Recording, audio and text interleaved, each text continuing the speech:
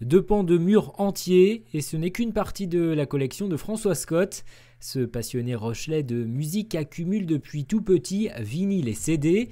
Aujourd'hui, il en possède 40 000, offerts, chinés ou achetés à l'étranger. Dans son musée du rock, les Beatles, les Rolling Stones ou U2.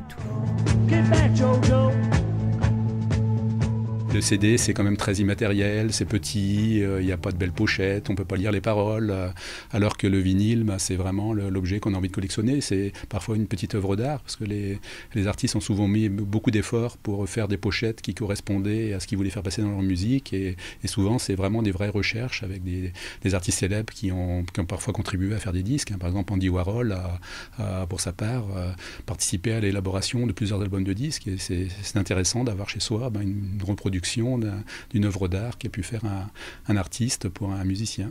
Et François Scott a aussi déniché quelques pièces rares rescapées de la censure, comme cet album de David Bowie.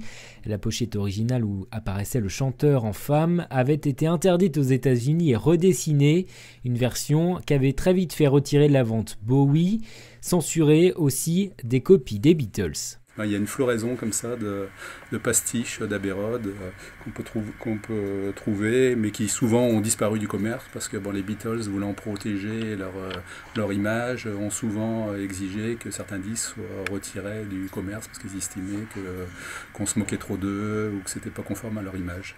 Le journaliste musical Didier Varro, des musiciens, des touristes anglais ou australiens ont visité cet été ce musée du rock, un musée qui s'ouvre par petits groupes ce week-end pour les journées du patrimoine.